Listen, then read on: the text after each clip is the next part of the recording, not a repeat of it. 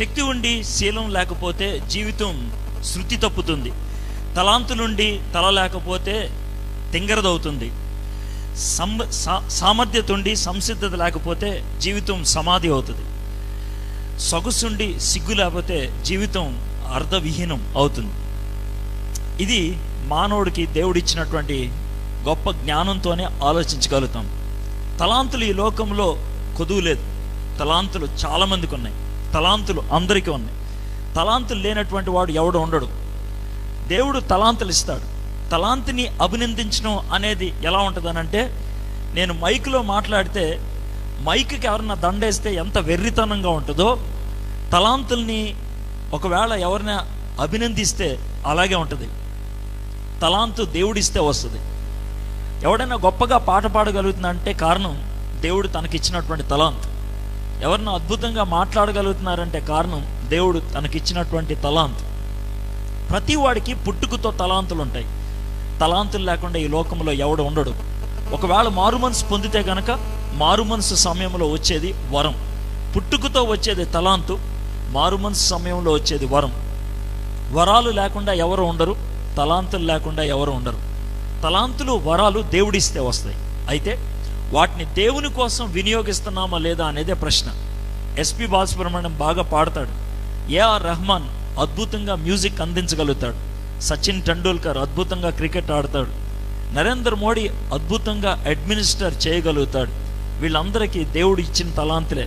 కానీ అది ఎవరి కోసం వాడుతున్నారు, ఎలా వాడుతున్నారు అనేదే ప్రశ్న. మీ జీవితాన్ని మీరు ఎలా వినియోగించుకుంటున్నారు? మనకున్నది ఒకటే ఒక జీవితం. ఆ జీవితాన్ని దేవుని కోసం వాడగలుగుతున్నామా లేదా అనేది. ఈ ఉదయకాలాన్న బైబిల్లో ఉన్నటువంటి ఒక క్యారెక్టర్ని మనం చూస్తూ ఉన్నాం. ప్రపంచంలో ఏ వ్యక్తి అయినా సరే ఆ క్యారెక్టర్తో తన జీవితాన్ని సరితూచుకోవచ్చు. అతనే సంసోన్. అతను ఎద్దు లాంటి వాడు. ఎందుకంటే తన యొక్క శరీరం అలాంటిది, బలమైనది. కానీ తన మనసు నీరు లాంటిది. ఆయన మొగోళ్ళ ముందు జేమ్స్ బాండ్, ఆడదాని ముందు ఎందుకు పనికిరానటువంటి తొత్తులాగా అయిపోతాడు. అది ఆయనకున్నటువంటి లక్షణం. ఆయన 1000 మంది మొగోళ్ళను చంపేయగలడు. కానీ ఒక ఆడది ఏడుస్తూ కనబడితే సొంగ కార్చుకుంటూ కాళ్ళ మీద పడతాడు. అది శాంసన్. తన పేరుకి అర్థము సూర్యుని వెలుగు. కానీ ఆయన అంధకారంలో చచ్చిపోయాడు. హీరోగా పుట్టాడు, జీరోగా తన జీవితాన్ని అంతం చేసుకున్నాడు. బైబిల్లో 95 వచనాలు ఆయన కోసం ఉన్నాయి, 4 అధ్యాయాలు. అయితే దేవుడు చివరి క్షణాల్లో తనని కనికరించాడు కాబట్టి పరలోకంలో సీటు సంపాదించగలిగాడు. అందుకనే 35 మంది ఉన్నటువంటి విశ్వాస వీరుల పట్టీలో ఆయన పేరు కూడా చేర్చారు. అందుకే హెబ్రీయులకు రాసిన పత్రిక 11వ అధ్యాయం 32వ వచనంలో మనం సంసోను పేరు చూడగలుగుతాం. సంసోను గురించి పొద్దున చాలా వేగంగా స్టోరీ చెప్పాను, మరొకసారి చెప్తాను. ఎందుకంటే మీలో చాలామంది ఉదయాన్న రాలేదు కాబట్టి. ఇశ్రాయేలీయుల యొక్క జీవితంలో న్యాయాధిపతులు అనేటువంటి కాలం 350 సంవత్సరాలు. ఆ 350 సంవత్సరాలు వాళ్ళకి రాజు లేడు. ఎవడికి ఇష్టం వచ్చినట్లు వాళ్ళు జీవిస్తూ ఉండేవాడు. ఆ సమయంలో వాళ్ళ యొక్క విశ్వాస యాత్ర ఒక ఎగుడు దిగుడుగా ఉండేది. సముద్ర తీరాన్ని నుంచుంటే నీళ్లు ఎగసపడి ఏ విధంగా కిందకు వస్తాయో అదేవిధంగా వాళ్ళ యొక్క ఆత్మీయ జీవితం పైకెక్కి కిందకి దిగుతూ ఉంటుంది. దేవుడికి దగ్గర అయినప్పుడు పైన ఉంటారు, దేవుడికి దూరం అయినప్పుడు కింద ఉంటారు. పైనుంచి కిందకి రావడానికి 5 మెట్లు. మొదటిది పాపం చేస్తారు. పాపం చేస్తే దేవుడు శాపంలో పంపిస్తాడు. శాపం చేస్తే వాళ్ళు జపంలోకి వెళ్తారు, అంటే ప్రార్థన చేస్తారు. ప్రార్థన చేస్తే దేవుడు క్షేమాన్ని పంపిస్తాడు. క్షేమాన్ని పంపిస్తే వాళ్ళు నిశ్శబ్దంగా ఉంటారు. నిశ్శబ్దంగా ఉన్న కొంతకాలానికే మళ్ళీ పాపం చేస్తారు. మళ్ళీ సైకిల్ ఇదే. 7 సార్లు దేవుడికి దగ్గర అయ్యారు, 7 సార్లు దూరం అయ్యారు. 350 సంవత్సరాలు, 12 మంది న్యాయాధిపతులు. 6 మంచోళ్ళు, 6 చెడ్డోళ్ళు, 6 గొప్పవాళ్ళు, 6 అంత గొప్పవాళ్ళు కాదు. అది న్యాయాధిపతుల గ్రంథం. అందుట్లో ఒక సైకిల్ శాంసన్కి చెందింది. న్యాయాధిపతుల గ్రంథం 13 నుంచి 16 అధ్యాయం దాకా. ఇశ్రాయేలీయులు మళ్ళీ పాపం చేస్తే దేవుడు ఫిలిస్తీన్ల చేతికి అప్పగించాడు. అయితే ఈ సమయంలో వాళ్ళు ప్రార్థన చేయలేదు. దేవుడే కనికరించి మనోహ అనేటువంటి దంపతుల యొక్క గర్భము ద్వారా శాంసన్ అనే కుమారుణ్ణి అనుగ్రహించాడు. దేవుడు ముందుగానే చెప్పాడు, ఇతను నాజీరు చేయబడిన వాడు, నా కోసం ప్రత్యేకించబడినటువంటి వ్యక్తి. అతని నెత్తి మీద మంగళకత్తి వేయకూడదు, ఆయన ద్రాక్షారసానికి సంబంధించింది ఏమీ తాకూడదు, చచ్చిపోయిన దాన్ని ఏది తాకూడదని. ఇది 13వ అధ్యాయం. ఆరంభం అభిషేకం. 14వ అధ్యాయంలో ఆయన తిమ్నాతు అనేటువంటి ఊరికి వెళ్ళాడు. ఆ ఊర్లో ఒక అమ్మాయిని చూసి ఆ అమ్మాయి నాకు కావాలి అని వాళ్ళ అమ్మా నాన్నతో ఆయన మారాన్ చేయడం మొదలుపెట్టాడు. అమ్మా నాన్న వద్దురా, ఇంకేమన్నా ఆలోచించు, మన అమ్మాయిని మనం చూడనన్నారు. కుదరదన్నాడు. చివరికి ఆ అమ్మాయితో మాట్లాడటానికి వెళ్ళేటప్పుడు దారిలో ఒక సింహాన్ని చంపి పక్కన పడేశాడు. తిరిగి వచ్చేటప్పుడు ఆ సింహంపు కళేబరంలో తేనెపట్టు పడితే ఆ తేనెపట్టు తీసుకొని తాను తాగి వాళ్ళ అమ్మా నాన్నకి ఇచ్చాడు. ఆ తర్వాత తన భార్య దగ్గరికి వెళ్దామని 30 మందికి పార్టీ ఇద్దామనుకొని తాగటం మొదలుపెట్టాడు. ఆ సమయంలో ఆయన ఒక చిక్కుముడి వేశాడు. దానికి జవాబు చెప్పకపోతే 30 జతల బట్టలు ఇవ్వాలన్నారు. అయితే తిమ్నాతు అమ్మాయిని ఆ 30 మంది బేరమాడారు. నువ్వేమన్నా సరే మీ ఆయన దగ్గర నుంచి సమాధానం తెచ్చుకోని తెచ్చేసింది. ఓడిపోయాడు. అయితే పరువు పోయిందని, భార్య మోసం చేసిందనే కోపంతో 30 మందిని చంపి ఆ 30 మందికి బట్టలు ఇప్పి కోపంగా ఇంటికి వెళ్ళిపోయాడు. ఇది 14వ అధ్యాయం. అవమానం, ఆవేశం. ఇది 14వ అధ్యాయానికి మనం ఇచ్చే బిరుదు. ఇక 15వ అధ్యాయం ఆయన మళ్ళీ వెనక్కి వచ్చాడు తన భార్య కోసం. అప్పటికే మామగారు తన భార్యని తోడి పెళ్లి కొడుకిచ్చి పెళ్లి చేసేసాడు. కోపంతో ఏం చేయాలో అర్థం కాక 300 నక్కలను పట్టుకొని 2 నక్కల యొక్క తోకలు కట్టేసి ఆ తోకలకి ఒక చిన్న దివిటి కట్టి పొలాల్లోకి వదిలేశాడు. పొలాలన్నీ తగలబడిపోతే ఫిలిష్తీయులకు కోపం వచ్చింది. ఎవడరా కాల్ చేసిందని అన్నారు. సంసోను అన్నారు. ఎందుకురా అంటే సంసోను భార్యని వాళ్ళ తోడి పెళ్లి కొడుకిచ్చి పెళ్లి చేసేశారంట. ఆ కోపంతో ఆయన చేశాడని, వాళ్ళు ఎందుకు ఈ విధంగా చేశారు అని పెళ్లి కూతుర్ని అంటే సంసోను భార్యని మామగారిని ఇద్దరిని చంపేశారు. నా భార్యను చంపుతారనే కోపంతో ఆవేశంతో వెళ్ళిపోయాడు. ఆయన కనబడిన వాళ్ళనల్లా చంపేద్దాం అని అనుకున్నాడు. ఒక గుహలో దాక్కుంటే 1000 మంది చుట్టుముట్టారు. చిన్న గాడిద దవడతో 1000 మందిని చంపేశాడు. నిరాశలో ఉన్నాడు, చాలా అలసిపోయి ఉన్నాడు. ఒక మూలలో కూర్చొని గట్టిగా అరుస్తున్నాడు, దేవా, సున్నతి లేని వీళ్ళ చేతుల్లో చచ్చిపోవడం నీకేమన్నా న్యాయమా? నాకు సహాయం చేయవా అని అడిగాడు. దేవుడు ఒక బండరాయిని చీల్చి దాంట్లోంచి నీళ్లు ఇచ్చాడు సంసోనికి. ఆ నీళ్లు తాగి శక్తిని తెచ్చుకున్నాడు, బతకగలిగాడు. అంతేకాదు, ఆ శక్తి ఎంత గొప్పదైందంటే 20 సంవత్సరాలు ఆయన న్యాయాధిపతిగా ఇశ్రాయేల్ని ఏలుతూ వచ్చాడు. ఇది 15వ అధ్యాయం. 16వ అధ్యాయం. 20 సంవత్సరాలు జాగ్రత్తగా జీవించిన వ్యక్తి ఒక్క రాత్రిలో చిన్న పొరపాటు చేశాడు. వేశ్య దగ్గరికి వెళ్ళి పడుకున్నాడు. ఆ ఊరు వాళ్ళు ఈయన ఆ వేశ్య దగ్గర పడుకున్నాడని ఊరు చుట్టూ కప్పేశారు, కాపు వేశారు. తెల్లవారుగానే బయటకు వస్తాడు, మనం పట్టుకొని చంపేద్దామని. అర్ధరాత్రి లేచి ఆ ఊరుకున్నటువంటి ముఖద్వారం దాన్ని ఎత్తి పట్టుకొని 6 కిలోమీటర్ల దూరం వెళ్ళి హెబ్రోను అనేటువంటి ఊరికి ఎదురుగా ఉన్న కొన మీదకి వెళ్ళి అక్కడి నుంచి గుమ్మాన్ని కింద పడేశాడు. రాత్రి తప్పించుకున్నాడు. తర్వాత రోజు దెలాయిలా అనే అమ్మాయి ఒళ్ళో పడిపోయాడు. ఆమంటే పిచ్చి ప్రేమ, ఆయనకి మోహం అని చెప్పాలి, ఎందుకంటే ఆయనకి కామం ఎక్కువ. దెలాయిలాకి డబ్బులు కావాలి, డబ్బుల కోసం ఏమైనా చేస్తుంది. అదే దెలాయిలాకు ఉన్నటువంటి పరిస్థితి. ఫిలిష్తీయులు దెలాయిలాకు ఉన్నటువంటి ఆ వీక్నెస్, బలహీనతను పట్టుకొని మీకు డబ్బులు ఇస్తాం, శాంసన్కు ఉన్నటువంటి సీక్రెట్ ఏంటో తెలుసుకోంటే శాంసన్ దగ్గర నుంచి సీక్రెట్ తెచ్చుకుంది. సంసోను సీక్రెట్ చెప్పంగానే బొచ్చు కత్తిరిచ్చేసింది, నీరసం అయిపోయాడు. ఫిలిష్తీయులు వచ్చి పట్టుకొని వెళ్ళిపోయి కళ్ళు ఓడబీకారు, చేతులకి గొలుసులు కట్టారు, చీకటి గదిలో పడేశారు. చేతి ముందు ఒక పప్పు రుబ్బు పెట్టి రుబ్బమన్నాడు. కొన్ని దినాలైన తర్వాత డాగోని అనేటువంటి దేవతకి పూజ చేసేటువంటి సమయంలో సరదా చేసుకుందామని సంసోన్ని పిలిచారు. 12 అడుగుల స్తంభాల మధ్యన ఆ యొక్క దేవాలయం మధ్యలో నిలబడితే చివరిగా ప్రార్థన చేసి ఆ 2 స్తంభాలు తోసాడు. స్తంభాలతో పాటు బిల్డింగ్ కూలిపోయింది.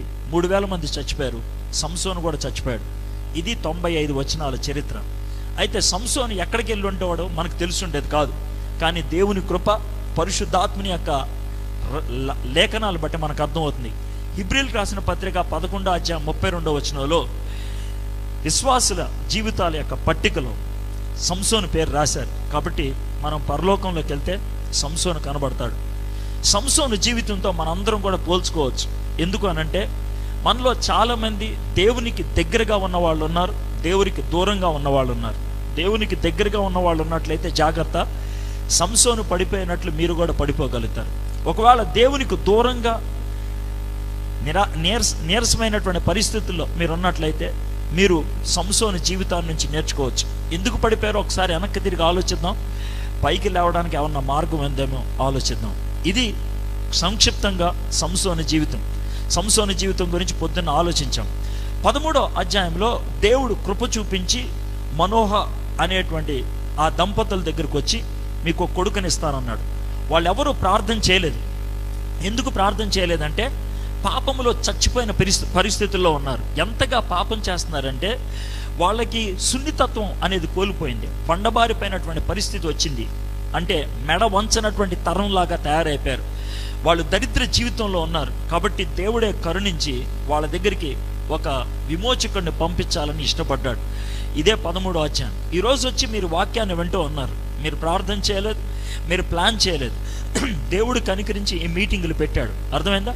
ఈ మీటింగుల్లోకి వచ్చి ఈ వాక్యాన్ని వింటున్నటువంటి మీకు, ఒకవేళ ఆన్లైన్ ద్వారా ప్రపంచంలో ఎక్కడుండి ఈ వాక్యాన్ని వింటున్నా, నేను ఒకే ఒక మాట చెప్తాను. బహుశా ఈ వాక్యాన్ని మీరు వినటానికి దేవుడు కల్పించినటువంటి ఈ అవకాశం మీ జీవితానికి ఇది చివరిదేమో నాకు తెలియదు. నేను చాలా స్పష్టంగా చెప్తున్నాను. మళ్ళీ ఇలాంటి అవకాశం నీకు దొరకదేమో. ఈ మాటలు కనుక పట్టించుకోకపోతే నువ్వు చచ్చిపోయి నరకానికి వెళ్ళిపోతావేమో. దేవుడికి నిన్ను నరకాన్ని పంపించడానికి ఇష్టం లేక వన్ లాస్ట్ ఆపర్చునిటీ ఇవ్వడానికి ఇష్టపడుతున్నాడేమో. కాబట్టి కాస్త సీరియస్గా ఆలోచించగలిగితే బాగుంటుంది అని అనిపిస్తుంది. మళ్ళీ ఇలాంటి అవకాశం దొరకదేమో. ఒకవేళ దేవుడి నుంచి బాగా దూరం అయిపోయారేమో, నీచ నికృష్టమైనటువంటి పరిస్థితుల్లో ఉన్నారేమో, వ్యభిచారం చేసి జోదానికి అమ్ముడుపోయి తాగుడికి జీవితాన్ని అమ్మేసుకొని జీవితాన్ని పూర్తిగా నిర్బలం చేసుకున్నారేమో, పనికి మాలినటువంటి పరిస్థితుల్లో ఉన్నారేమో. అయినప్పుడు కూడా దేవుడు మీ పట్ల కృప ఉంది కాబట్టి ఈరోజు ఈ మాటలు మీకు వినిపిస్తూ ఉన్నాడు. కాబట్టి చాలా జాగ్రత్తగా వినాలి అని నా యొక్క ఆశ. దేవుని యొక్క కోరిక కూడా అదే. దేవుడికి మీ మీద ఇంకా కృప ఉన్నది. సంసోను ఎందుకు పడిపోయాడు, ఎలా పడిపోయాడు, ఆ పరిస్థితుల్లో ఉన్నప్పుడు సంసోను ఏ విధంగా రాగలిగాడు అనేది చూద్దాం. 4 అధ్యాయాలు ఉన్నాయి అన్నాను కదా. 13వ అధ్యాయంలో సంసోను చాలా పైకి వచ్చేసాడు. అంటే దేవుడికి చాలా దగ్గరగా ఉన్నాడు.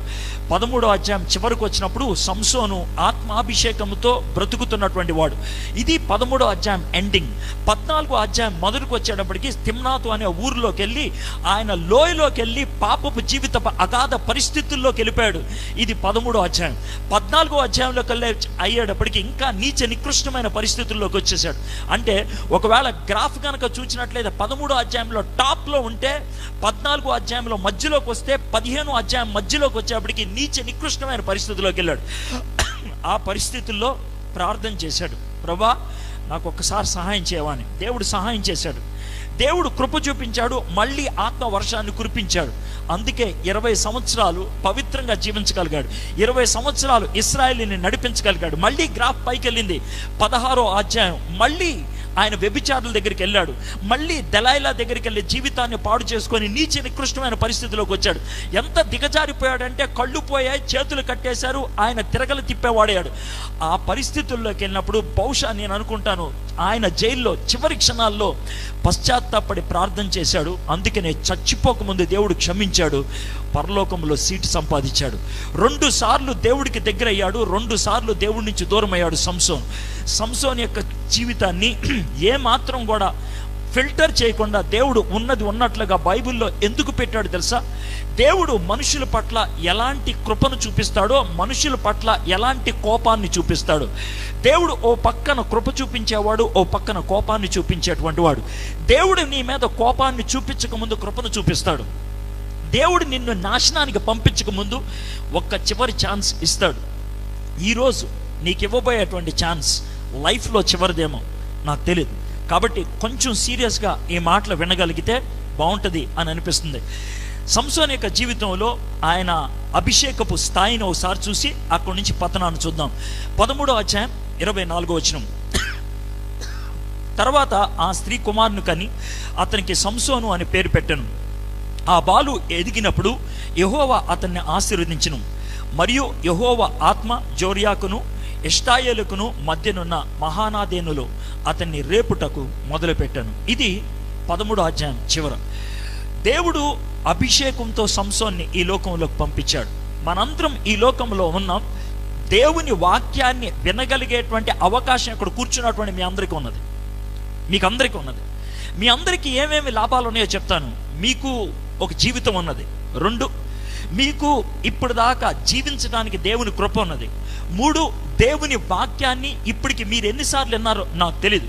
భారతదేశంలో 120 కోట్ల మందిలో 5 కోట్ల మందే సువార్త విన్నారు. అందుట్లో మీరు ఉన్నారు. ఒకసారి కాదు, మీలో కొంతమంది 50, 100, 200 సార్లు కూడా విన్నటువంటి ఆధిక్యత మీకున్నది. నెంబర్ 3. నెంబర్ 4, దేవుడికి మీ మీద ఆశ ఉన్నది, దేవుడికి మీ మీద కోరిక ఉన్నది, మీరు ఉపయోగపడేటువంటి వ్యక్తులు అవ్వాలని. మీరు ఆయన యొక్క వాక్యానికి స్పందించి అనేక మందిని ఆయన దగ్గరికి నడిపించాలనేటువంటి తపన, ఆశ, కోరిక ఆయనకుంది. అందుకే ఈరోజు మరొకసారి మీకు ఇవ్వడానికి ఇష్టపడుతున్నారు. ఇలాంటి ఆధిక్యతలన్నీ ఉన్నటువంటి మీరు ఒకవేళ సంసోనులాగా అవుతున్నారేమో నాకు తెలియదు, సంసోనులాగా దూరం అయ్యారేమో నాకు తెలియదు. సంసోను ఏం చేశాడో చూద్దాం. 14వ అధ్యాయం. అంత ఉన్నతమైన స్థాయిలో ఉన్నటువంటి సంసోను 14వ అధ్యాయం 1వ వచనం. సంసోను తిమ్నాతునకు వెళ్ళి తిమ్నాతులో ఫిలిస్తీన్ల కుమార్తెల్లో ఒకతిని చూచెను. తిమ్నాతు అనే ఊరు గురించి కొంచెం ఫిజికల్గా ఆలోచిస్తే, భౌతికంగా ఆలోచిస్తే బాగుంటుంది. సంసోను ఉన్నటువంటి ఊరు జోరియా అనేటువంటి ఆ ప్రాంతం ఉందే, అది కొంచెం పైన ఉంటుంది, ఎగువ అంటే కొండ లాంటిది. తిమ్నాతు అనేది లోయ, అది లోయ. పైనుంచి ఆయన కిందకి వచ్చాడు. ఆయన భౌతికంగా ఫిజికల్గా కిందకి రావటమే కాదు, ఆత్మీయంగా కూడా కిందకు వచ్చాడు. ఎందుకంటే వెళ్ళకూడని చోటుకు వెళ్ళాడు.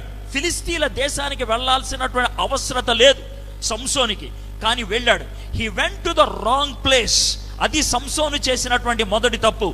ఎప్పుడైతే మనం రాంగ్ ప్లేస్కి వెళ్తామో రాంగ్ పిక్చర్స్ కనబడతాయి. మనం తప్పుడు ప్రదేశానికి వెళ్ళినప్పుడు తప్పుడువి కనబడుతూ ఉంటాయి, చూడకూడనివి అక్కడ కనబడతాయి. నువ్వు అసలు ఎందుకు వెళ్ళాలి అక్కడికి వెళ్ళావు కాబట్టి అవి కనబడ్డాయి. ఎప్పుడైతే తప్పుడు విషయాలను చూస్తూ ఉంటావో తప్పుడు ప్యాషన్స్ వస్తూ ఉంటాయి, అంటే తప్పుడు కోరికలు వస్తూ ఉంటాయి. తప్పుడు కోరికలు ఎప్పుడైతే వస్తాయో తప్పుడు ప్రపోజల్స్ వస్తూ ఉంటాయి, తప్పుడు ప్రాజెక్ట్స్ వస్తూ ఉంటాయి, తప్పుడు ఆలోచనలు వస్తూ ఉంటాయి. సంసోని విషయంలో జరిగింది అదే. ఇలాంటి తప్పులన్నీ సంసోనికి ఒకదాని వెనకాల ఒకటి వచ్చింది. ఆయన పాపములో జారి పడిపోవడం అనేది ఒకేసారి దూకలేదు. ఆయన నెమ్మదిగా పాపములోకి నడుచుకుంటూ వెళ్ళాడు.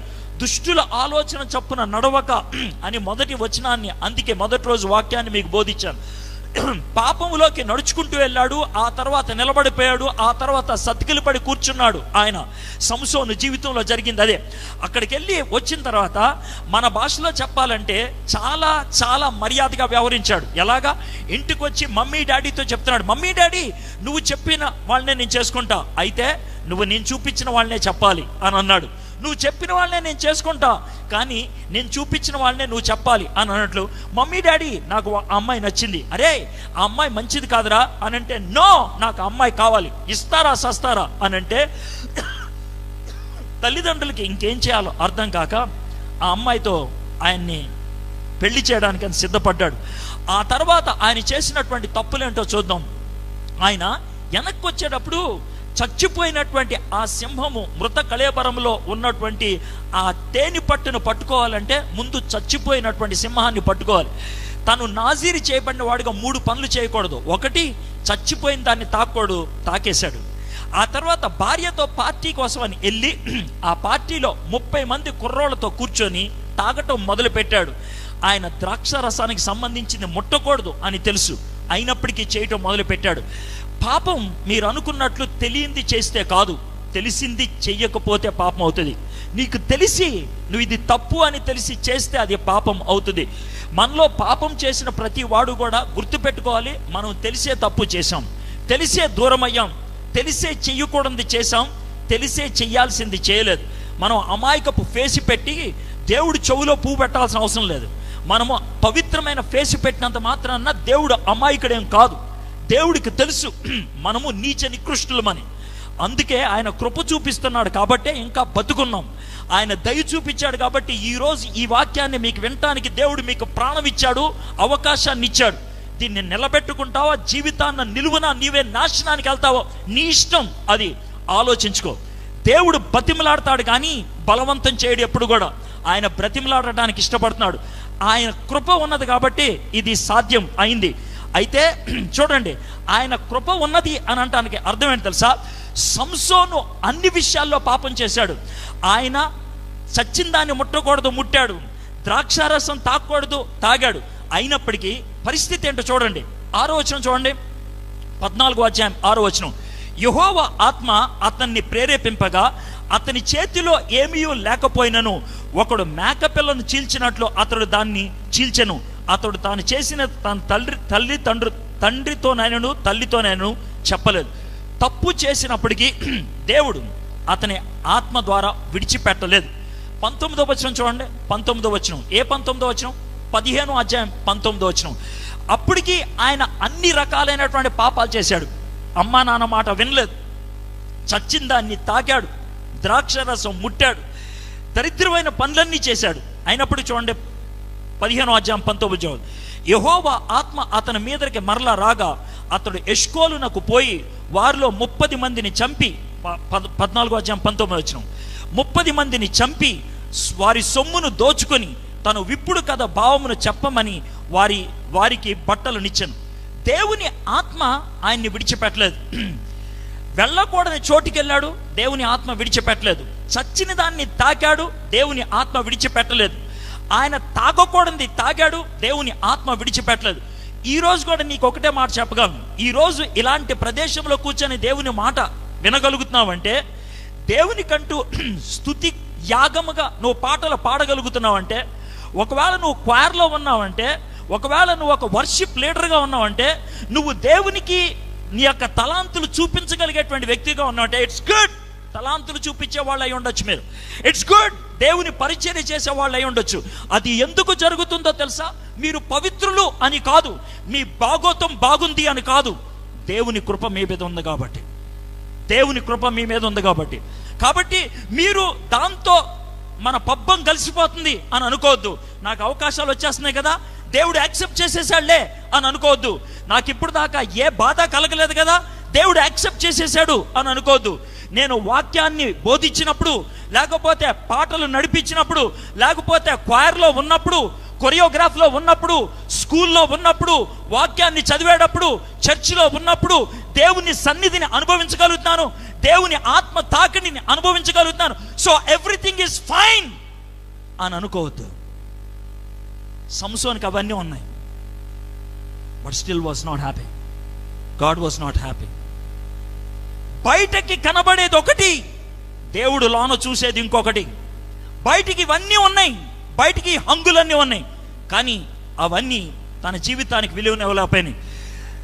సంసోను 13, 14, 15 అధ్యాయాల్లో ఆయన చేసినవి ఏంటో ఒక మాటలో చెప్పాలంటే, తల్లిదండ్రులను తొక్కేశాడు, వాగ్దానాలను వదిలేశాడు, ఉద్దేశాలను ఊదేశాడు, పవిత్రతను పారేశాడు, శక్తిని సమాధి చేశాడు.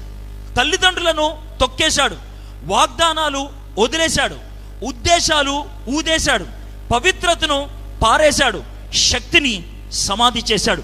అయినప్పటికీ దేవుడిని తను విడిచిపెట్టలేదు. అయినప్పటికీ దేవుడు తను విడిచిపెట్టలేదు. ఈరోజు దేవుడు నిన్ను విడిచిపెట్టకుండా అడుగుతున్నాడు. బహుశా వన్ లాస్ట్ టైం అని అంటున్నాడేమో. నాకు ఎలా అనిపిస్తుంది తెలుసా? లాస్ట్ సప్పర్ అంటే ప్రభు చివరిసారిగా తన శిష్యులతో గడిపినటువంటి ఆ బల్ల కార్యక్రమంలో 12 మంది శిష్యులు కూర్చున్నారు. యేసయ్య కూర్చున్నాడు, ప్రార్థన చేశాడు, రొట్టె విరిచాడు, మొదటి ముక్క ఇస్కరియోతు యూదాకిచ్చి చివరిసారిగా యూదా ఒక్కసారి ఆలోచించాయా అని అన్నాడు. యూదా అప్పుడు కూడా నటించాడు, అప్పుడు కూడా మాట వినలేదు. అందుకే తాను వెళ్ళిపోయాడు. వెళ్ళిపోయినప్పుడు చీకటి పడింది అని అన్నారు. ఎందుకో తెలుసా? He walk into darkness. చీకట్లోకి నడుచుకుంటూ వెళ్ళిపోయాడు. కావాలని నడుచుకుంటూ వెళ్ళాడు, ఎప్పుడు ఆయన్ని తొయ్యలేదు. Nobody has pushed in, he walked into it. ఈ రాత్రి నిన్ను కూడా ఎవడు తోసేయడు. నీ అంతటి నువ్వు చీకట్లోకి నడుచుకుంటూ వెళ్తావా, నీ అంతటి నువ్వు వెనక్కి వెలుగులోకి రావడానికి ఇష్టపడతావా, నీ చేతుల్లో ఉంది. సంసోను తనంతట తాను చీకట్లోకి నడుచుకోవడానికి వెళ్ళిపోవడానికి ఇష్టపడ్డాడు. దేవుడు పదే పదాన్ని ప్రాధేయపడ్డాడు. అయితే ఇక్కడ ఒక విషయాన్ని గుర్తుపెట్టుకోవాలి. మనలో చాలా మంది ఏం చేస్తామంటే, ఒక వ్యక్తి యొక్క గొప్పతనాన్ని దేని బట్టి ఆలోచిస్తామంటే, తాను చూపించేటువంటి కళలు బట్టి. కళలు దేవుడిస్తే వస్తాయి, గుర్తుపెట్టుకోండి. కళలు దేవుడిస్తే వస్తాయి, వరాలు దేవుడిస్తే వస్తాయి. నేను వాక్యం బాగా బోధిస్తాను కదా, డౌట్ ఏమన్నా మీకు? నా స్వరం బాగా ఉంటుందా లేదా? సూపర్ ఉంటుంది నా వాయిస్, అర్థమైందా? నేను వాక్యం బాగా చెప్తాను, నా జ్ఞానం ఎక్కువ ఉన్నది, సూపర్ జ్ఞానం. అంటే నాకేమన్నా కొవ్వు ఎక్కువ అనుకుంటున్నారా, లేకపోతే గర్వం ఎక్కువ అనుకుంటున్నారా? అస్సలు కాదు. ఈ మాటలు చెప్పడంలో నా యొక్క ఉద్దేశం ఒకటే, నాకు తెలివితేటలు ఎక్కువ, ఎందుకో తెలుసా? దేవుడిచ్చాడు కాబట్టి. నాకు వాక్చాతుర్యం బాగా ఉంటుంది, ఎందుకో తెలుసా? దేవుడిచ్చాడు కాబట్టి. నేను వాక్యాన్ని బాగా బోధిస్తా, ఎందుకో తెలుసా? దేవుడు నాకు ఇచ్చాడు కాబట్టి. అయితే వీటిని దేవుడి కోసం వాడుతున్నానా లేదా, అది నా చేతుల్లో ఉంది. దేవునికి నేను ఇవ్వగలిగితే, దేవునికి నన్ను నేను అంకితం చేసుకోగలిగితే, దేవునికి నన్ను నేను సమర్పించుకోగలిగితే, దేవుని చేతుల్లోకి నేను వెళ్ళగలిగితే, దేవుడు నన్ను తన కబంధ హస్తాల్లో పెట్టుకోగలిగితే, అమేజింగ్, నా యొక్క లైఫ్ ఆశీర్వాదం అవుతుంది. అది క్యారెక్టర్. నేను ప్రసంగం చేయటం నా యొక్క టాలెంట్. టాలెంట్కి పడిపోవద్దు, క్యారెక్టర్ కోసం చూడు. టాలెంట్కి పడిపోవద్దు, క్యారెక్టర్ కోసం చూడు. వరానికి పడిపోవద్దు, క్యారెక్టర్ కోసం చూడు. దేవుడిచ్చినటువంటి వరాన్ని స్వలాభం కోసం వాడుకొని నాశనమైన వాళ్ళు చాలామంది ఉన్నారు. ఈరోజు తెలుగు రాష్ట్రాల్లో అతి ఎక్కువ ప్రాబల్యంలోకి వచ్చినటువంటి వ్యక్తులు వాళ్ళకు ఉన్నటువంటి వరాలు చూపించుకొని, నా దగ్గర కర్చీఫ్ ఉంది, దాన్ని మీ మీద వేస్తే కనుక శక్తి వస్తుంది. నా దగ్గర నూనె సీసా ఉంది, దాన్ని మీరు వాడుకుంటే కనుక శక్తి వస్తుంది. నా దగ్గర ప్రార్థన ఉన్నది, దాన్ని వాడుకుంటే మీకు శక్తి వస్తుంది. నా దగ్గర టచ్ ఉంది, ఆ టచ్ మీరు వాడుకుంటే కనుక శక్తి వస్తుంది. ప్రతిదీ అమ్ముకుంటారు. ఏదో ఒక దినాన్న వాళ్ళ వచ్చ కూడా అమ్ముతారేమో, నాకు తెలియదు. భీమవరంలో అన్నయ్య అని ఒకడు ఉంటాడు. వాడి నెత్తి మీద నుంచి పాలు పోస్తే ఆ పాలు తాగి అది ఆశీర్వాదం అనుకుంటారు. తమలపాకులు నేల మీద పెట్టి ఆ తమలపాకులు తొక్కితే ఆ తమలపాకులు తిని ఆశీర్వాదం అనుకుంటారు. ఎంత దౌర్భాగ్యం, ఎంత దౌర్భాగ్యం. తలాంతుల్ని అమ్ముకోవటం, వరాల్ని అమ్ముకోవటం, దేవుడిచ్చినటువంటి అవకాశాలని అమ్ముకోవటం. వాడి జీవితాన్ని అమ్మితే సరిపోద్దేమో, వాడిని నిలువున చీల్చి ఉప్పు కారం రాస్తే సరిపోద్దేమో. కానీ దేవుడు కృప ఉన్నది ఇంకా వాళ్ళకే. ఒకవేళ అలాంటి వాళ్ళు ఎవరిని వింటున్నారేమో వాక్యం, మీకోసమే ఈ వాక్యం. దేవుడు మీ మీద కృప చూపిస్తున్నాడు. ఇంకా దేవుడికి ఇంకా మీ మీద దయ ఉంది. ఇప్పటికైనా కళ్ళు తెరుచుకుంటే, ఇప్పటికైనా నీ జీవితాన్ని దేవుడికి సమర్పిస్తే ఆయన నీ జీవితాన్ని మారుస్తాడేమో. సంసోను ఇంత దౌర్భాగ్యంగా జీవిస్తే చివరికి చూడండి దేవుడు ఎంత కనికరాన్ని చూపించాడు. 15వ అధ్యాయం 18వ వచనం. అప్పుడు అతడు మిక్కిలి దప్పికొనినందున యెహోవాకు మొర్రపెట్టి, ఎప్పుడో తెలుసా? అప్పటికే ఆయన ఒక తిమ్నాతులో ఉన్న అమ్మాయి దగ్గరికి వెళ్ళాడు. ఆ అమ్మాయి దగ్గరికి వెళ్ళడమే కాదు, చచ్చిన దాన్ని తాకాడు. చచ్చిన దాన్ని తాకడమే కాదు, ద్రాక్షారసాన్ని తాగాడు. ద్రాక్షారసాన్ని తాగడమే కాదు, అది చీకొడితే వెనక్కొచ్చి మళ్ళీ సొంగగార్చుకుంటూ వెనక్కి వెళ్ళాడు. వాళ్ళ మామ తన భార్యని తోడు పెళ్లి కొడుకు కొట్టి పెళ్లి చేశాడంటే కూడా సిగ్గు లేకుండా దాని వెనకాల తిరగడానికి ఇష్టపడ్డాడు. అలాంటి పరిస్థితుల్లో ఉక్రోషం తట్టుకోలేక 1000 మందిని చంపి నిరసించి ఒక మూల పడిపోయి ఏమని అడుగుతున్నాడు తెలుసా? అప్పుడు అతను మిక్కిలి దప్పికొని నందున యెహోవాకు మొర్రపెట్టి, నీవు నీ సేవకుని చేతి వలన ఈ గొప్పన రక్షణ దయచేసి తర్వాత. ఏ గొప్ప రక్షణ? 1000 మందిని ఒక్కడే చంపేశాడు. సినిమాలో టామ్ క్రూజ్ లాంటి వాడు 200 చంపేస్తే అది హీరోయిజం అని అనుకుంటాం. జేమ్స్ బాండ్ ఒక 300 మందిని చంపితే అది హీరోయిజం అనుకుంటాం. ర్యాంబో ఒక 400 చంపితే అది హీరోయిజం అంటాం. 100 మంది ఒక్కసారే పంపించరా అని షేర్ ఖాన్ని అడిగితే అది హీరోయిజం అని అనుకుంటాం. ఇది సినిమా. కానీ నిజ జీవితంలో 1000 మందిని గాడిద దవడతో చంపేశాడు. ఎందుకో తెలుసా? దేవుడు తనకు తోడుగా ఉన్నాడని. అయితే సంసోనికి ఆ విషయం తెలుసు. అందుకే ఈ మాట అంటున్నాడు. ఏమని తెలుసా? ఈ గొప్ప రక్షణను దయచేసిన తర్వాత, అంటే ప్రభువా 1000 మందిని గాడి దవడతో చంపానంటే నా శక్తి అది కాదు, అది నీ శక్తి, నువ్విచ్చిన శక్తే. ఇన్ని పాపాలు చేసిన తర్వాత కూడా, ఇంత దూరమైనప్పుడు కూడా దేవుడు శక్తిని ఆపేశాడా? లేదు. ఎంత దయగలిగిన దేవుడో చూడండి, ఎంత కృప కలిగిన దేవుడో చూడండి. నువ్వు ఎన్ని తప్పుడు పనులు చేసినా, ఎంత దరిద్ర జీవితాన్ని జీవిస్తున్నా, దేవుడు ఇంకా నీ పట్ల కృప చూపించి ఈరోజు ఈ మాటలు వినిపిస్తున్నాడంటే జాగ్రత్త విను. ఆ టైంలో సంసోను అంటున్నాడు, ఈ గొప్ప రక్షణ దయచేసిన తర్వాత నేనిప్పుడు దప్పి చేతను చచ్చి సున్నతి పొందని వారి చేతులోని పడవలనా అని వేడుకొనగా, దేవుడు లోహేలోనున్న ఒక గోతిని చీల్చెను, దాని నుండి నీళ్లు బయలుదేరను. అతడు తాగిన తర్వాత ప్రాణము త్రెప్పరిల్లి బ్రతికెను. దేవుడు ఎంత మంచివాడో చూడండి. ఇన్ని పాపాలు చేసిన తర్వాత నీరసించి పడిపోతే ప్రభువా అని దయచూపమని అడిగితే బ్రతికించాడు.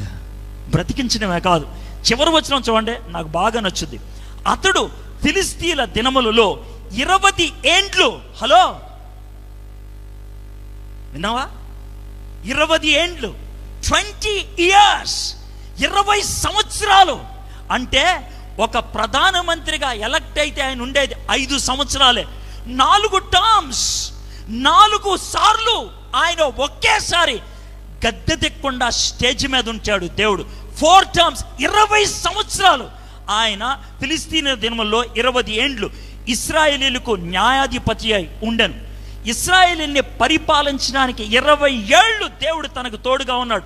దేవుని ఆత్మాభిషేకము రావటం బట్టి, దేవుడు దీవించబట్టి, తాను చేసినటువంటి ప్రార్థనకి ఆయన ఏ స్థాయికి వెళ్ళిపోయాడు తెలుసా? ఆత్మీయంగా ఉన్నత స్థాయికి వెళ్ళిపోయాడు. మీలో కొంతమంది అనొచ్చు, సార్ నేను చాలా పవిత్రంగా ఉంటున్నాను సార్ నేను దేవుని వాక్యాన్ని బాగా చదువుకుంటున్నాను, బాగా ఉపవాసపు ప్రార్థనలు చేస్తున్నాను. గుడ్. 20 సంవత్సరాలు ఈయన ఉన్నాడు. 20 సంవత్సరాలు పవిత్రంగా ఉన్నటువంటి ఈయన ఒక్కసారి చూడండి, 16వ అధ్యాయం మొదటి వచనం, 20 సంవత్సరాలు, 15వ అధ్యాయం 20వ వచనంలో 20 సంవత్సరాలు ఆయన జాగ్రత్తగా ఉన్నాడు. 16వ అధ్యాయం మొదటి వచనం, తర్వాత సంసోను గాజాకు వెళ్ళి వేశ్యనొకతను చూచి ఆమె యొద్ద చేరిన. 20 సంవత్సరాలు కాపాడుకున్నాడు తన శీలాన్ని, 20 సంవత్సరాలు జాగ్రత్తగా బతికాడు. ఒక్క రాత్రి అవుట్, ఒక్క రాత్రి అవుట్ అయిపోయింది తన బతుకు. ఇక్కడ ఒక చిన్న సన్నివేశం చూపించాలి. నేను అమెరికాలో బాస్టన్ అనే ఊరికి 2 సార్లు వెళ్ళాను. మొదటిసారి నేను బాస్టన్ వెళ్ళినప్పుడు ఒక విచిత్రమైనటువంటి సన్నివేశాన్ని చూశాను. ఆ ఊరిలోకి వెళ్ళినప్పుడు 2వ రోజు అనుకుంటా, అన్న మనం ఒక చోటుకి వెళ్దాం అని అన్నాడు. నేను ఎవరింట్లో ఉన్నాను. ఏంటి తమ్ముడు అంటే, ఓ బిల్డింగ్ కూలిపోతుంది అన్న, దాన్ని చూడాలన్నాడు. బిల్డింగ్ కూలిపోతుంది, దాన్ని చూడటమా అని అన్నా. లేదన్నా, అది చాలా పురాతనమైనటువంటి బిల్డింగ్, ఆ బిల్డింగ్ని బాంబులు పెట్టి కూల్చేస్తున్నారు, దాన్ని చూద్దాం అన్నాడు. 15 అంతస్తుల బిల్డింగ్ సెంటర్లో ఉంటుంది, చుట్టూ పెద్ద పెద్ద బిల్డింగ్స్ ఉన్నాయి, ఇది మధ్యలో ఉన్నది 15 అంతస్తుల బిల్డింగ్. చాలా మంది చూడటానికి వచ్చారు. మేము ఎక్కడో కొంచెం దూరంలో ఉన్నటువంటి ఆ బిల్డింగ్లో దగ్గర నుంచి చూస్తా ఉన్నాం. దానికి చుట్టూ బాంబులు పెట్టారంట కింద. అందరికీ అనౌన్స్మెంట్ చెప్పారు, జాగ్రత్త జాగ్రత్త అని. అన్న తర్వాత వాళ్ళు 1 ఫైనల్ వార్నింగ్ ఇచ్చి ఓకే అని అంటే టపటపా సౌండ్ వచ్చింది. 12 సెకండ్లలో 15 అంతస్తుల బిల్డింగ్ నేలమట్టుకు వెళ్ళిపోయింది. 12 సెకండ్స్, 12 సెకండ్లు అంటే 1 2 3 4 5 6 7 8 9 10 11 12 బస్ బిల్డింగ్ నేలమట్టుకు అయిపోయింది. ఆ తర్వాత వెనక్కి వచ్చేప్పుడు, అన్న ఈ బిల్డింగ్ కడతానికి ఎంత టైం పట్టిందంటే 18 నెలలు పట్టింది. 18 నెలలు పట్టినటువంటి ఆ బిల్డింగ్ని కోల్చడానికి 12 సెకండ్లు పట్టింది. నీ జీవితం కట్టుకోవడానికి చాలా టైం పడుతుంది, కూలిపోవడానికి 1 సెకండ్ చాలు, కూలిపోవడానికి 1 సెకండ్ చాలు. అందుకనే దేవుడు ఏమన్నాడు తెలుసా? చాలా జాగ్రత్తగా ఉండు, చాలా జాగ్రత్తగా ఉండు. సంసోను 20 సంవత్సరాలు పవిత్రంగా ఉన్నాడు, 20 సంవత్సరాలు న్యాయాధిపతిగా జీవితాన్ని కొనసాగించాడు. ఒక్క రాత్రి ఆదమరిచి ఉన్నాడు, ఒక్క రాత్రి పర్వాలేదులే అని అనుకున్నాడు, ఒక్కసారే కదా పర్వాలేదు అని అనుకున్నాడు. జీవితం మటాష్ పడిపోయాడు. అందుకనే సాతాను గురించి ఏమన్నారు తెలుసా? గర్జించు సింహం వలె. సింహం మీద పడితే మనల్ని చంపడానికి పట్టే టైం సెకండ్లే ఉంటుంది. మనం జీవితాన్ని 20 సంవత్సరాలు కాపాడుకోవచ్చు, కానీ 20 సెకండ్లో జీవితం అంతమైపోతుందేమో. ఈయన పరిస్థితి కూడా అదే. తర్వాత సంసోను గాజాకు వెళ్ళి వేసిన ఒకతిని చూచి ఆమె యొద్ద చేరెను. సంసోను అక్కడికి వచ్చినని గాజా వారికి తెలిసినప్పుడు వారు మాటు పెట్టి రేపు తెల్లవారిన తర్వాత అతన్ని చంపుదుమనుకొని పట్టణపు ద్వారమునొద్ద ఆ రాత్రి అంతయు పొంచి ఉండిరి. అంటే మనోడు ఇప్పుడు రాత్రి వేశ్య దగ్గర ఉన్నాడు, వేశ్య దగ్గర పడుకొని ఉన్నాడు. అయితే ఏం జరిగింది? ఊరు చుట్టూ గస్తీ పెట్టేశారు, ముఖద్వారం దగ్గర సెక్యూరిటీని పెట్టాడు. వీడు అయిపోయిన తర్వాత వెళ్తాడు, వెళ్ళాడు అప్పుడు బయట వేసేయాలి. ఇది వాళ్ళకు ఉన్నటువంటి మాట. అయితే ఏం జరిగిందో చూద్దాం. సంసోను మధ్యరాత్రి వరకు పండుకొని, ఎక్కడ? వేశ్య దగ్గర. మధ్యరాత్రి వరకు పండుకొని మధ్యరాత్రి లేచి పట్టణపు తలుపులను వాటి 2 ద్వారబంధములను పట్టుకొని వాటి అడ్డకర్రతోటి వాటిని ఓడబెరికి తన భుజముల మీద పెట్టుకొని హెబ్రోనుకు ఎదురుగానున్న కొండ కొనకు వాటిని తీసుకొని పోయాను. ఆయన ఏం చేశాడు తెలుసా? ఇప్పుడు ముఖద్వారం అంటే మనం ఊర్లోకి ఎంటర్ అయ్యేటప్పుడు కొన్నిసార్లు పెద్ద ద్వార కమ్మీలు ఉంటాయి చూసా, పెద్ద సిమెంట్తో, అలాంటిది. దాన్ని పునాదులతో సహా లేపేశాడు. ఎంత బరువు ఉంటుందో తెలుసా? సుమారు 480 కేజీలు. 480 కేజీలు. ప్రపంచంలో హెవీ వెయిట్ లిఫ్టింగ్ వాళ్ళు ఉంటారు, హెవీ వెయిట్ బరువులు ఎత్తేవాళ్ళు. వాళ్ళు ఎత్తే మ్యాక్సిమం బరువు ఎంత ఉంటుంది తెలుసా? 260 నుంచి 290 కేజీలు. వాళ్ళు ఎంతసేపు ఎత్తుతారు తెలుసా? ఒక బరువు నెత్తిదే 1 2 3 4 5 6 7 8 9 10 టాప్ మన కింద పడేస్తాడు. గెలిచాడు అంటారు. 10 సెకండ్లు మోస్తాడు. కానీ ఈయన దానికి డబుల్ వెయిట్ 6 కిలోమీటర్లు మోసుకొని వెళ్ళాడు. 6 కిలోమీటర్లు మోసుకొని వెళ్ళి అక్కడ ఆ గుమ్మాన్ని ఎక్కడ పడేశాడు? కొండ మీదకి ఎక్కి కొండ మీద నుంచి కింద పడేశాడు. ఎవరికి బయటోడికి తెలియదు. వీళ్ళు గుమ్మం బయట ఉన్నారు, గుమ్మాన్నే లేపేశాడు ఈయన. అంటే ఇది మామూలు శక్తితో జరుగుద్దా ఈ పని? లేదు. జాగ్రత్తగా గుర్తుపెట్టుకోండి. జరిగిందని తెలుసా? ఆయన పడుకుంది వేశ్య దగ్గర, లేచింది వేశ్య దగ్గర నుంచి, చేసింది అద్భుతమైన శక్తి కలిగిన కార్యం. అంటే మీకు అర్థం అవ్వాల్సింది ఏంటి తెలుసా? ఆ టైంలో కూడా దేవుడు వదిలిపెట్టలేదు. హలో, మీకు అర్థమవుతుందా? ఆ టైంలో కూడా దేవుడు వదిలిపెట్టలేదు. ఆ టైంలో కూడా దేవుడు వదిలిపెట్టలేదు. ఇప్పుడు దాకా నువ్వు బతుకున్నావంటే కారణం ఏంటి తెలుసా? దేవుడు నీకు ఇంకో ఛాన్స్ ఇవ్వాలని ఆశపడుతున్నాడు. నిన్నెప్పుడో చంపేయచ్చు. దేవుడు ఎప్పుడో నీ మీద కోపాన్ని, ఉగ్రతను చూపించి లేపి పడేసి ఉండేవాడు. కానీ లేపేలేదైనా, ఇంకా బతికే ఉంచాడు. సంసోను అక్కడితో బుద్ధి తెచ్చుకున్నాడా? లేదు. తర్వాత డెలైలా అనే అమ్మాయి దగ్గరికి వెళ్ళాడు. డెలైలా అనేటువంటి అమ్మాయికి తన జీవితాన్ని అంకితం చేశాడు. మనసంతా నువ్వే అన్నాడు. దాని దగ్గరికి వెళ్ళి నీకోసం ఏమన్నా చేస్తానే అన్నాడు. నా ప్రాణం ఇచ్చేయమంటావంటే ఇచ్చేస్తానన్నాడు. నిజంగానే ఇచ్చేశాడు. ప్రాణం ఆడి అబ్బ సొమ్మన్నట్లు ఇచ్చేశాడు. దేవుడిచ్చిన శక్తిని ఉదారంగా దారపోశాడు. దేవుడిచ్చిన ప్రాణాన్ని ఉదారంగా ఇచ్చాడు. మీలో ఎవడైనా నీకేం కావాలో చెప్పు ఇస్తానంటారే, హే, నువ్వు ఏం సంపాదించావు ఈ లోకంలో, ఏం సాధించావు ఈ లోకంలో, నీదంటూ ఏముంది ఈ లోకంలో చెప్పు నాకు. సమస్తం దేవుడిదే కదా. నీకున్న శరీరం దేవుడిచ్చాడు, నీకున్న అందం దేవుడిచ్చాడు, నీకున్న తలాంతులు దేవుడిచ్చాడు, నీకున్న అవకాశాలు దేవుడిచ్చాడు. What you have is what God gave you. What did you do? ఏం చేసావు? వాటిని ఏం చేసావు? సంసోను అమ్మేద్దాం అని అనుకున్నాడు. ఎంత దరిద్రంగా! సంసోను, డెలైలా, ఫిలిస్తీన్లు, వీళ్ళ ముగ్గురు జీవితాల్లో 3 విషయాలు నేర్చుకుంటాం. సంసోనికి కామం అంటే ఇష్టం, సెక్స్ అంటే ఇష్టం. డెలైలాకి డబ్బులంటే ఇష్టం, కనకం. ఫిలిస్తీన్లకి పవర్ అంటే ఇష్టం, కాంతం. మనుషులు పడిపోయేది ఈ 3 ఆటలకే: కామం, కాంతం, కనకం. ఈ 3 ఏదో ఒకటే. డబ్బు కోసం కొంతమంది ఏమన్నా చేస్తారు, సీటు కోసం ఏమన్నా చేస్తారు కొంతమంది, కామం కోసం ఏమన్నా చేస్తారు మరి కొంతమంది. నువ్వు ఒకవేళ దేవుడికి దూరం అయ్యావంటే ఈ 3 ఏదో ఒకటే. One of these 3. ఏంటి నీ జీవితంలో పడేసింది? ఏంటి నీ జీవితంలో దేవుడి నుంచి దూరం చేసింది? నటించొద్దు. నాకు కాదులే అనే ఫేస్ పెట్టొద్దు. నువ్వు పెట్టొద్దు. ఆలోచించు. దేవుడి నుంచి దూరం చేసింది ఏంటి? వీళ్ళ ముగ్గురు అలాంటి పరిస్థితిలో ఉన్నారు. డెలైలా డబ్బులకి అమ్ముడిపోయి సంసోను దగ్గరికి వెళ్ళి నటించడం మొదలుపెట్టింది. సంసోను కామం కావాలి కాబట్టి నీకేం కావాలో చెప్పు అన్నాడు. ఒక్కటే నాకు కావాలి. నేనంటే నీకు ఇష్టమా? ఇష్టమే. చెప్పు, నీ శక్తి ఎక్కడుందో చెప్పు నాకు. శక్తి కండరాల్లో ఉందా? ఒకవేళ కండరాల్లో ఉంటే నీ శక్తి ఎక్కడుందా అని అడుగుండేది కాదు. శక్తి ఎక్కడుంది? తొడల్లో ఉందా? ఒకవేళ తొడగొట్టి మాట్లాడటానికి తొడలో ఉన్నట్లయితే ఆ ప్రశ్న వేసి ఉండేది కాదు. డెలైలాకు తెలుసు, సంసోనుకున్నటువంటి శక్తి మనుషులకు ఉండే శక్తి కాదు. అది ఎవరి శక్తి? దేవుడి శక్తి. ఆ దేవుడి శక్తిని అమ్మేవా నాకు అని అడిగింది. అమ్మేశాడు వాడు. దేనికోసా? ఒక రాత్రి దాంతో పడుకోవడానికి. That's all. ఎంత నీచ నికృష్టమైన వాడు చూడు. దేవుడిచ్చినటువంటి అవకాశం, దేవుడిచ్చినటువంటి తలాంతు, దేవుడిచ్చినటువంటి శక్తి, దేవుడిచ్చినటువంటి వరం దేనికోసం అమ్మేస్తున్నావు నువ్వు? దేనికోసం అమ్మేస్తున్నావు? నీ జీవితాన్ని దేనికి అమ్మేస్తున్నావు? వాడు అమ్మేశాడు. అమ్మేస్తే దేవుడు ఇంకా తట్టుకోలేక వాడి ఎంటుకులు పీకేసిన తర్వాత శక్తి పోయింది. 16వ అధ్యాయం 20వ వచనం చూడండి. ఆమె అంటే ఎవరు? డెలైలా. సంసోను, ఫిలిస్తీయులు నీ మీద పడుచున్నారనగా అరిసింది. ఏ సంసోను, ఫిలిస్తీన్ నీ మీద పడుతున్నారా? అప్పుడు సంసోను మాట చూడండి, ఎప్పటి అట్లు నేను బయలుదేరి విదజిమ్ము కొంతును అనుకున్నాను.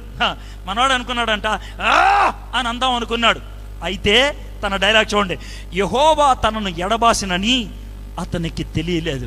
హలో, పరిశుద్ధాత్ముడు మనలోకి వచ్చినప్పుడు హడావిడి ఉండొచ్చు, వెళ్ళిపోయేటప్పుడు అసలు మనకి తెలియదు. అర్థమైందా? పరిశుద్ధాత్ముడు మనలోకి వచ్చినప్పుడు హడావిడి ఉండొచ్చు. పరిశుద్ధాత్ముడు మన జీవితంలోకి వచ్చినప్పుడు ఎంటుకలు నెక్కపరుచుకోవచ్చు, శరీరములో ఒక మార్పు కలగొచ్చు, లోన కెమికల్ చేంజెస్ రావచ్చు, నీ జీవితంలో ఒక్క క్షణాన్న మార్పు కనబడచ్చు. అయితే ఆ పరిశుద్ధాత్ముడు నిన్ను కాదనుకున్నట్లయితే నీకు తెలియని కూడా తెలియదు. ఇక్కడ జరిగింది అదే. దేవుడు తనను విడిచిపెట్టాడని తనకు తెలియలేదు. నువ్వు అనొచ్చు, సార్ గతంలో నేను అది చేశాను సార్, గతంలో అది చేశాను సార్ అని. నీ చరిత్ర ఆలోచిస్తున్నావా? నీ గతాన్ని ఆలోచిస్తున్నావా? దేవుడు నిన్ను విడిచిపెట్టేశాడేమో. దేవుడు విడిచిపెట్టిన వాళ్ళు చరిత్రలో చాలామంది ఉన్నారు తెలుసా. సౌలుని ఎన్నుకున్నందుకు దేవుడు బాధపడ్డాడంట. సమూయేలు మళ్ళీ ఆయన ముఖాన్ని చూడటానికి ఇష్టపడలేదు. ఇస్కరియోతు యోధాని ఎంపిక చేసుకున్నందుకు, తయారు చేసినందుకు దేవుడు పశ్చాత్తాపడ్డాడంట. ఇది నీ విషయంలో దేవుడు అలాంటి బాధపడుతున్నటువంటి పరిస్థితి ఉన్నదా? తర్వాత ఆలోచిద్దాం. 21వ వచనం, అప్పుడు ఫిలిష్తీయులు అతన్ని పట్టుకొని అతని కన్నులను ఊడదీసి గాజాకు అతన్ని తీసుకొని వచ్చి ఇత్తడి సంకెళ్ళ చేత అతన్ని బంధించి. 2 విషయాలు. పట్టుకోగానే ఫస్ట్ చేసిన పని ఏంటి తెలుసా? కళ్ళు ఓడబీకేశారు. కళ్ళు ఓడబీకేస్తే ఏమవుతుంది? నీకు కనబడదు. సాతానుడు పట్టుకోగానే అతడు చేసేటువంటి మొట్టమొదటి పని ఏంటి తెలుసా? సాతాను పట్టుకోగానే నీ కళ్ళు ఓడబీకేస్తాడు. సార్ నా కళ్ళు ఉన్నాయి సార్, బాగా కనబడతాయి, మీరన్నా కళ్ళదాలు పెట్టుకున్నారు, నేను పెట్టుకోలు అని అన్నావా? ఆ కళ్ళు గురించి కాదు నేను మాట్లాడుతుంది, ఆత్మీయ కళ్ళు. ఇది మంచి, ఇది చెడు, ఇది నీతి, అది అవినీతి, ఇది వాక్యానుసారము, ఇది దేవునికి విరుద్ధము అనే ఇంగిత జ్ఞానం ఉంటుందే, కామన్ సెన్స్ పోతుంది. సాతాను చేతుల్లోకి వెళ్తే జరిగేది మొట్టమొదటిగా కళ్ళు పోతాయి. అందుకనే ఈ యుగ సంబంధమైనటువంటి దేవత వాళ్ళ మనోనేత్రములకు గుడ్డితనం కలిగించడం బట్టి వాళ్ళు సత్యాన్ని అంగీకరించలేకపోతున్నారు. మీలో కొంతమందికి ఈ మాటలు వింటా ఉంటే నేను సింగిల్గా దొరికితే పొడిచి చంపేయాలనిపించవచ్చు, చెప్పు తీసుకొని కొట్టాలనిపించవచ్చు. I don't care.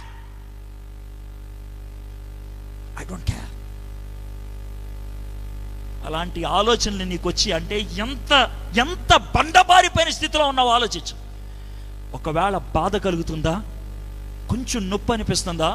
సంసోనికి కళ్ళు పీకేసిన తర్వాత చేతులకి గొలుసులు కట్టేశారు. చేతులకి గొలుసులు కట్టేయటం అంటే ఏంటి తెలుసా? మీలో కొంతమంది అనే డైలాగులు గొలుసులు కట్టేసిన వాళ్ళు అంటారు. ఏమంటారు తెలుసా? రే ఎందుకురా సిగరెట్ తాగుతున్నావు అంటే, మానేద్దామంటే నా వల్ల కావట్లేదండి.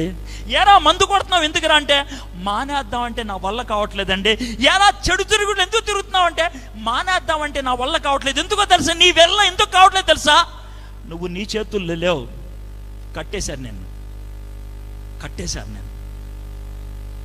You have been tied up. What you want to do you are not able to do. ఏం చేద్దాం అనుకున్నా అది చేయలేకపోతున్నావు. సంసోను పరిస్థితి అదే. కట్టి పడేశారు, కళ్ళు ఓడబీకేశారు, కట్టి పడేశారు. 3వ చూడండి, ఓడదీసి గాజాకు అతను తీసుకొని వచ్చి ఇత్తడి సంకెళ్ళ చేత అతన్ని బంధించిరి. అతడు బందీ గృహములో తిరగలి విసురువాడాయను. తిరగలి విసరటం అంటే ఏం తెలుసా?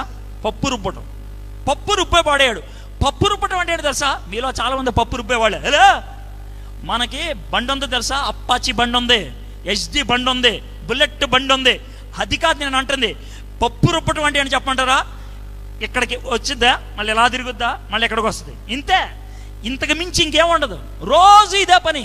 పొద్దునే లేస్తాడు, పళ్ళు తోముకుంటాడు, కొద్దిసేపు ఉన్నాక అమ్మ ఏదో ఫుడ్ పెడుతుంది, అది తింటాడు, సెంటర్కి వెళ్తాడు, ఓ సిగరెట్ వేసుకుంటాడు, వస్తాడు, మధ్యాహ్నం అన్న తింటాడు, పడుకుంటాడు, సాయంత్రం వెళ్తాడు, కాస్త కలర్ వేసుకుంటాడు, ఎవడైనా పెగ్గిస్తే తాగుతాడు, వచ్చేస్తాడు, పడుకొని నిద్రపోతాడు, మళ్ళీ పొద్దున్న లేస్తాడు, పళ్ళు తోముకుంటాడు, అమ్మ తిండి పెడితే తింటాడు, వెళ్తాడు, సిగరెట్ తాగుతాడు, వస్తాడు, మధ్యాహ్నం తింటాడు, పడుకుంటాడు, సాయంత్రం అయిన తర్వాత కలర్ వేసుకుంటాడు, మంచి మంపు కొడతాడు. సేమ్. మార్పు ఏమైనా ఉందా? నథింగ్. తిరగలు తిప్పడం అంటే ఇదే. నిన్నేం జరిగిందిరా, ఇవాళ ఏం జరిగింది అదే. మొన్న ఏం జరిగిందా, నిన్నేం జరిగిందా అదే. మొన్న ఏం జరిగిందా, అంతకుముందు ఏం జరిగిందా అంతే. No difference. తిరగలి తిప్పుడు. నీ బతుకు కూడా తిరగలి తిప్పుడేనా? ఏమి చేంజ్ లేదా? లైఫ్కి కలర్ లేదురా, లైఫ్కి జోష్ లేదురా, లైఫ్కి కిక్కు లేదురా, లైఫ్కి మజా లేదు. ఎందుకో తెలుసా? తిరగలి తిప్పేవాడికి ఉండదు. తిరగలి తిప్పేవాడికి ఉండదు. నిజమైనటువంటి మజా దేవుడు వస్తే ఉంటుంది. దేవుడు వస్తే ఉంటుంది. సంసోను విషయంలో దేవుడు కృప చూపించడం 22వ వచనంలో చూస్తుంది. ఇదే ఆశీర్వాదకరమైన వచనం. అతడు బందీ గృహంలో తిరగలి విసురువాడాయను. అయితే అతడు క్షౌరము చేయబడిన తర్వాత, అంటే గుండు కొట్టిన తర్వాత, అతని తల వెంట్రుకలు తిరిగి మొలుచుట మొదలుపెట్టాను. బ్యూటీ ఏంటి తెలుసా? అయ్యా, దేవుడి కాళ్ళ మీద పడిపోవాలిరా బాబు. దేవుడు కాళ్ళ మీద పడుకోవాలి. తిమ్నాతికి వెళ్ళాడు, అమ్మాయితో పడుకున్నాడు, జీవితాన్ని నాశనం చేసుకున్నాడు. ప్రార్థన చేస్తే దేవుడు 20 సంవత్సరాలు ఆశీర్వదించాడు. మళ్ళీ వేశ్య దగ్గరికి వెళ్ళాడు, శక్తినిచ్చాడు. దెలైలా దగ్గరికి వెళ్ళాడు, బొచ్చు కత్తిరించుకొని సమస్తాన్ని కోల్పోయాడు. బందీ గృహంలోకి వెళ్ళి నేను అనుకుంటాను చిన్న ప్రార్థన చేసి ఉంటాడు. ప్రభువా, ఇక అయిపోయిందా నా బతుకనంటే, లేదురా, ఎంటుకలు రావటం మొదలుపెట్టినాయి. ఎంటుకలు రావటం మొదలుపెట్టాయంటే అర్థం ఏంటి తెలుసా? దేవుడు తిరిగి కోల్పోయిన శక్తిని ఇవ్వటం మొదలుపెట్టాడు. ఆ సంసోను అక్కడ ఉన్నప్పుడు డాగోన్ యొక్క పండగ వచ్చింది. డాగోన్ అంటే దేవత పేరు. ఆ పండగ వచ్చినప్పుడు, ఆ పండగ సమయంలో మనోడిని జోకుల కోసం పిలుచుకున్నాడు. సంసోను, దారా కొంచెం మమ్మల్ని ఎంటర్టైన్ చేయరా అని జోకుల కోసం పిలుచుకున్నాడు. సంసోను అక్కడ గుడ్డోడు నిలబడ్డాడు, చేతులకు గొలుసులు ఉన్నాయి. కొంచెం గొలుసులు లూజ్ చేయవా అని అడుగుంటాడు. లూజ్ చేశాడు. చిన్న హెల్ప్ చేయవా అని తీసుకొచ్చినాడు. ఏంటన్నాడు? ఈ చెయ్యి ఈ స్తంభానికి, ఈ చెయ్యి ఈ స్తంభానికి కొంచెం ఆన్చవా అని అన్నాడు. ఆంచాడు. ఆ టైంలో 16వ అధ్యాయం 28వ వచనం. అప్పుడు సంసోను, యెహోవా ప్రభువా, దయచేసి నన్ను జ్ఞాపకము చేసుకొను. Super boy. చివరి క్షణాల్లో ప్రార్థన చేస్తున్నాడు. యెహోవా, నాకు సహాయం చేయవా, నన్ను జ్ఞాపకము చేసుకొను. దేవా, దయచేసి ఈసారి మాత్రమే నన్ను బలపరచుము. నా 2 కన్నుల నిమిత్తము ఫిలిస్తీన్ను ఒక్కమారే దండించి పగ తీర్చుకొని నిమ్ము. యెహోవాకు మొర్రపెట్టను. దేవుడు చివరగా శక్తినిచ్చాడు. ఆ ప్రార్థన ఆయన విన్నాడు. క్షమాపణ కోరితే దేవుడు క్షమించాడు. కానీ ఒక విషయం చెప్పమంటారా? సంసోను ఈ లోకములో చేసిన పాపానికి శిక్షగా దిక్కుమాలిన చావు చచ్చిపోయాడు. ఆ విధంగా సంసోనుని ఈ లోకములో చంపేసి పరలోకంలో సీటు కాపాడాడు దేవుడు. ఈ లోకంలో చంపేసి. దేవుడు నిన్ను అలా చంపడానికి ఇష్టపడట్లేదు. అందుకే ఈ రాత్రి నీకు ఒక చిన్న అవకాశం ఇస్తున్నాడు. సంసోను ఆ చివరి క్షణాల్లో నన్ను క్షమించవా అని అడిగాడు. నాకు శక్తిని మళ్ళీ ఇవ్వా అని అడిగాడు. కోల్పోయినటువంటి ఆ పరిశుద్ధాత్మని నన్ను మళ్ళీ ఇవ్వవా అని అడిగాడు. దేవుడు అది అనుగ్రహించాడు. అందుకే 2 స్తంభాలు గట్టిగా తోసేస్తే బిల్డింగ్ మొత్తం కూలిపోయింది. 3000 మంది చచ్చిపోయారు. జీవితం మొత్తంలో ఎంతమందిని చంపాడో అంతకంటే ఎక్కువ మందిని ఆ ఒక్క రాత్రి చంపేశాడు సంసోను. అయితే సంసోను కూడా చచ్చిపోయాడు, పరలోకంలోకి వెళ్ళాడు. ఈ మాటలు చెప్తున్నప్పుడు మీకేం జ్ఞాపకం చేస్తున్నా తెలుసా? సంసోనికి చివరి అవకాశం జార విడుచుకోకుండా మిగుల్చుకున్నాడు కాబట్టి విశ్వాసుల పట్టీలో ఆయన కూడా ఉండిపోయాడు. మీతో ఎందుకు ఈ మాటలు బతిమలాడాల్సి వస్తుందో తెలుసా? దేవుని ఆత్మ ప్రేరణ బట్టి ఈ మాటలు చెప్తున్నాను. మీలో కొంతమందికి ఇదే ఇదే ఇదే చివరి అవకాశం. మళ్ళీ రాదు. దేవుడు నీ మీద ఉన్నటువంటి కృపతో ఇప్పుడు దాకా నువ్వు చేసిన ప్రతి పాపాన్ని క్షమించటానికి ఇష్టపడుతున్నాడు. ఇప్పుడు దాకా నువ్వు చేసినటువంటి ప్రతి దరిద్ర పనిని క్షమించడానికి ఇష్టపడుతున్నాడు. దేవుడిని నువ్వు ఏడిపించావు, బాధ పెట్టావు, విసిగించావు, అయినా కృప చూపించడానికి ఇష్టపడుతున్నావు. ఈ రాత్రి ప్రభువా నన్ను క్షమించు అని అడుగుతావా? అడగటానికి ఇష్టపడితే ఆయన నిన్ను క్షమిస్తాడు. ప్రార్థన చేసుకుందాం. తల్ల వంచండి, కళ్ళు మూసుకోండి. దేవుడు నీతో మాట్లాడితే, నీ గతం నీకు ఒక్కసారి భయాన్ని కలిగిస్తే, ఇదే చివరి అవకాశం అన్నప్పుడు నీలో కాస్త టెన్షన్ పుట్టుకొచ్చిందా? ఒకవేళ అలా జరిగితే దేవుని ఆత్మ నాలోనే కాదు నీలో కూడా పనిచేస్తున్నాడు. ఒకవేళ అలాంటి పరిస్థితి వస్తే ఈ సమయాన్ని జారవిడుచుకోవద్దు. ఈ సమయాన్ని జారవిడుచుకోవద్దు. ప్రభువా నన్ను క్షమించు అని అడుగు. ప్రభువా నన్ను క్షమించు, లార్డ్ ఫర్గివ్ మీ అని అడుగు.